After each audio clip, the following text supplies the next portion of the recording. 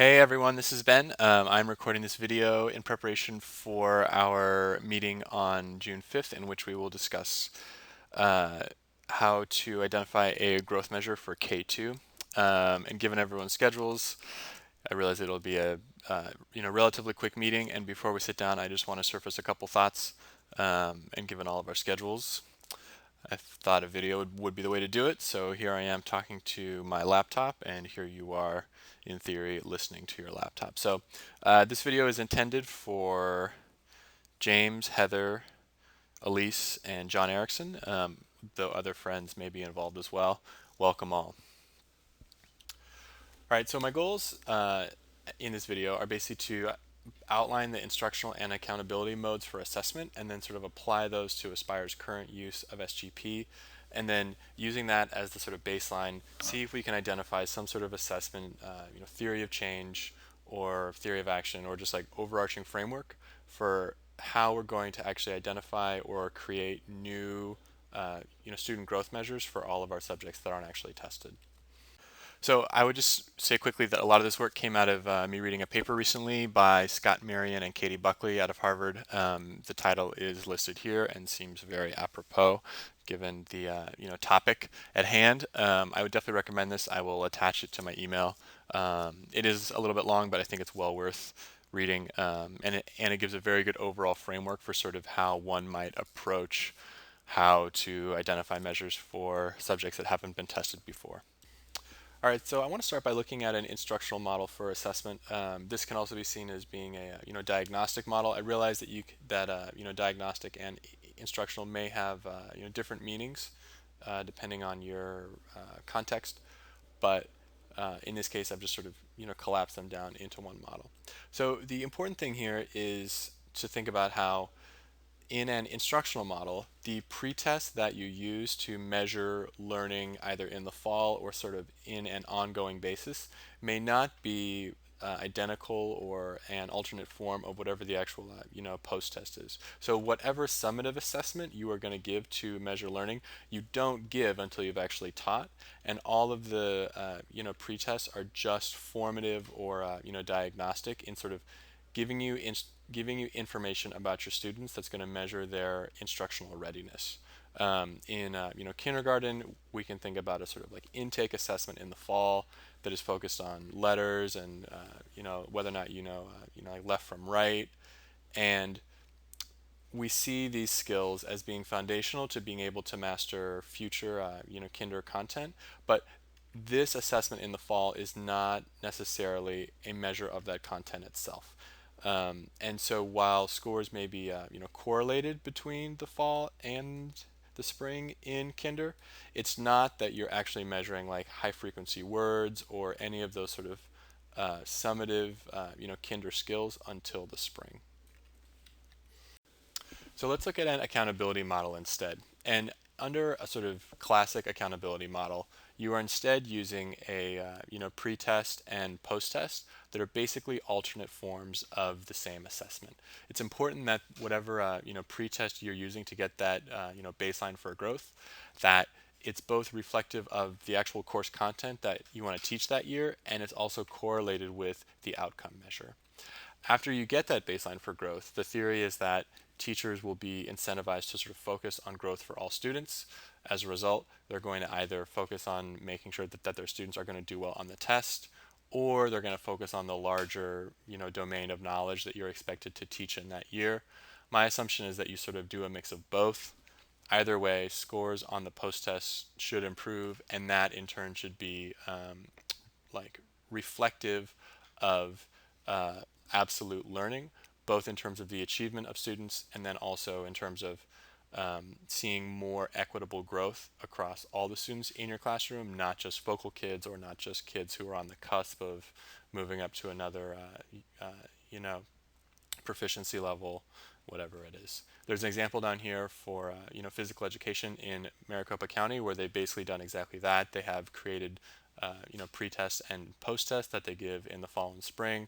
These are sort of sealed forms of the same test, and effectively they are measuring growth relative to a starting point rather than giving teachers diagnostic assessments.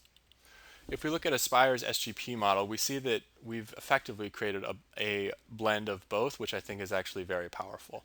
Um, on the last slide, I mentioned how under a classic accountability model, you have to have this, pre-test, post-test setup in order to actually measure growth. We've effectively managed to, sidestep that requirement by using the LAUSD sample data to measure growth instead. So even though, we know that CST scores are correlated with each other year to year, but they may not be reflective of the exact same course content, right? I.e., they may not necessarily be vertically aligned. So, but because we have LAUSD data, we can still sort of measure that, that growth from the beginning of the year to the end of the year. We have to assume that your end of year CST is a sort of adequate starting point for going into the next year in terms of establishing that baseline for growth. But once we make that assumption, and I think that's a relatively fair assumption to make, what's really nice is that we already have this whole benchmark system in place that effectively allows teachers to make diagnostic choices about their students based on the standards that will actually be used to judge their overall accountability score. So what's really great about this system is that we were effectively able to just tweak the way that we were using these tests rather than having to create a whole new assessment system in and of itself. Teachers are able to basically use benchmarks in ways that both improve student learning based on the standards, and then also in ways that are going to allow them to sort of demonstrate a greater overall effect of their teaching and sort of be recognized for that. All right, so let's look at K2 and see how all of these things might factor into various models that we're sort of looking at. If we start with the MAP model, this is probably the closest to what we would see under the regular tested SGP framework, and that's because we would be implementing an outside objective normative growth measure that would allow us to sort of measure relative growth from a pre-test to a post-test. So we have the fall map test being given to actually measure or to actually set that baseline for growth. In the spring, we sort of come back and give it again and see how much growth has been made. And then in the middle, teachers are using whatever internal assessments, be they DRA, benchmarks, DIBELS, whatever it is, to sort of get diagnostic information about their students.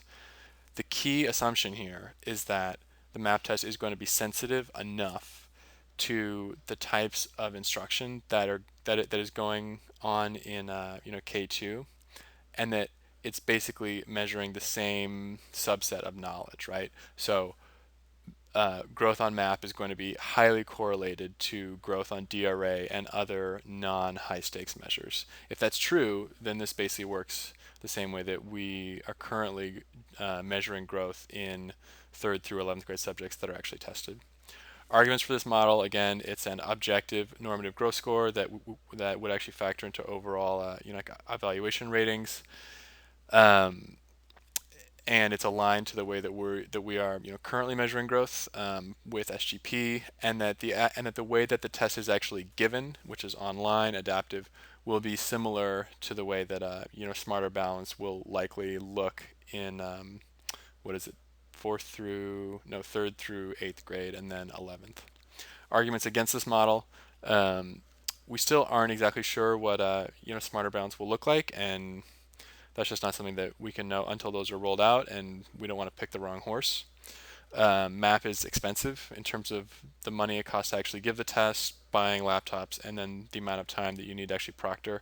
And then there are a few technical challenges associated with the changeover between 2nd and 3rd grade, and when you sort of move MAP tests from the primary version onto the Big Kids version, which is for 2nd graders through 8th graders, and we can talk more about that in person.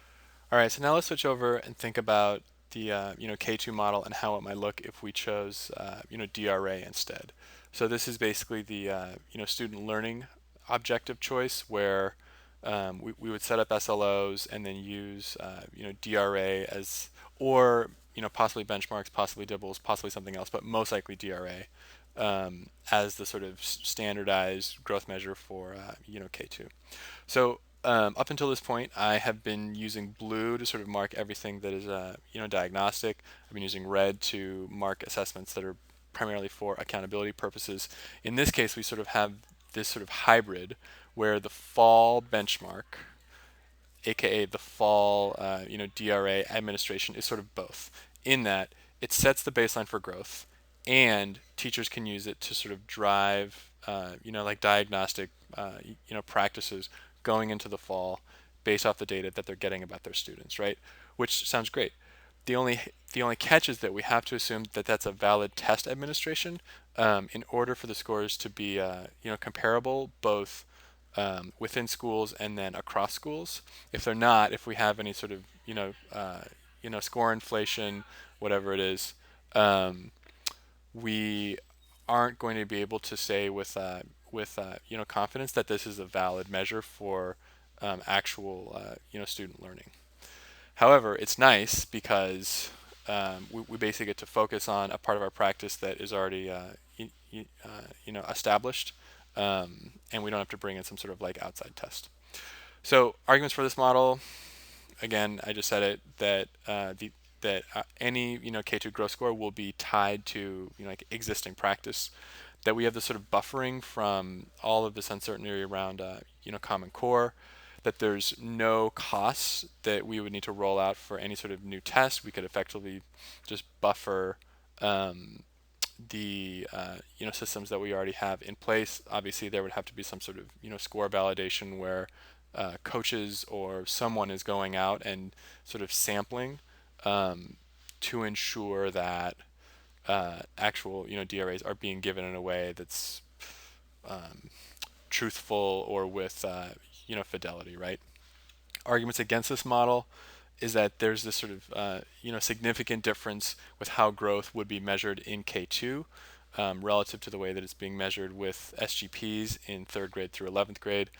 I think there's no way around it that even with some sort of validation measure, there's going to be some type of score inflation, and that's just something that we're going to have to live with. That's just the nature of making any assessment high stakes, and that would be and that would also bring with it a possible degradation in the quality of diagnostic information that we're getting out of DRA.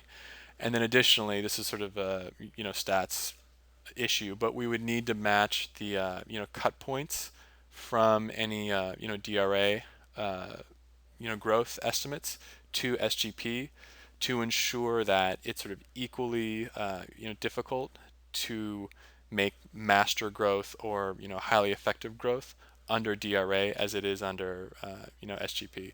Otherwise, you immediately have people saying, well, in 2nd grade, it's a lot easier to be seen as like a master teacher in terms of growth, whereas in 3rd grade, because I have CSTs, it's a lot harder. Okay, so implications for K2 and non-tested more generally. So our goal in all this is to create some sort of content-aligned growth measure for all teachers. I mean, I think that we assume that all of our teachers have an effect on college readiness, and they should be able to demonstrate that effect as part of their evaluation scores. So it's going to be difficult to find a program for non-tested subjects that integrates the instructional and accountability pieces as well as the current benchmark CST, like SGP system. Why is that?